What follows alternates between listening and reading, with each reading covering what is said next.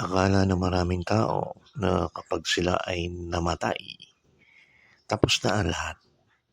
Niisip nila na sila ay makakapagpahinga na.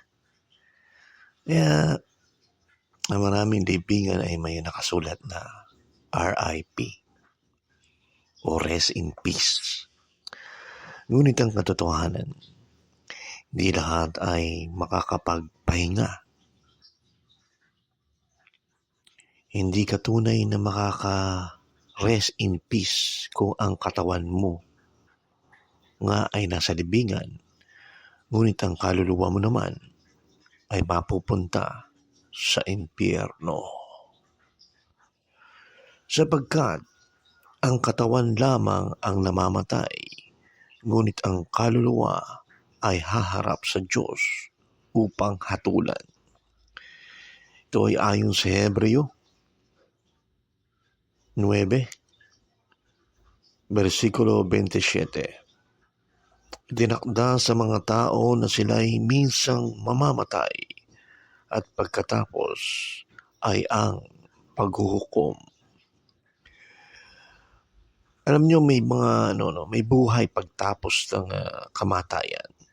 Malinaw sa salita ng Diyos na may buhay pagkatapos ng kamatayan at may dalawang hantungan ang kaluluwa.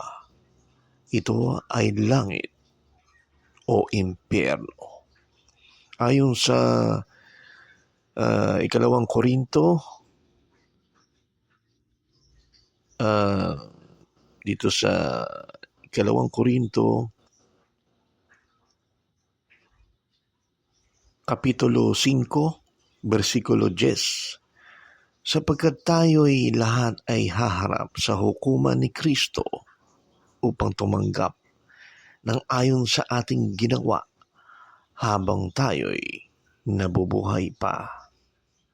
At ayon naman kay Lucas, kapitulo 16, versikulo 22 hanggang 23, ipinapakita rito na kahit patay na ang tao, may kamalayan pa rin ang kaluluwa at may kaparusahan sa impyerno para sa mga hindi nagsisi. May tanong ang iba, paano tayo maliligtas? Yan ang ating tatalakayin. Habang tayo ay buhay pa, binibigyan tayo ng Diyos ng pagkakataon na magsisi at magbago. Hindi niya nais na mapahamak ang sinuman, kundi ang lahat ay makapagsisisi.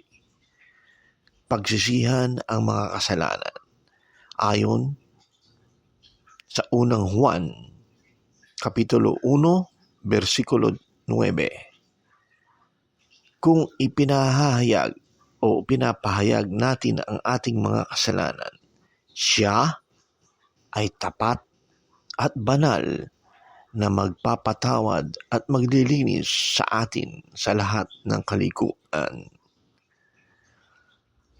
Ang taong tunay, ito ay explanation na, ang taong tunay na nagsisisi ay humihingi ng kapatawaran at tinalikuran ang kasalanan, ay may puwang sa puso ng Diyos.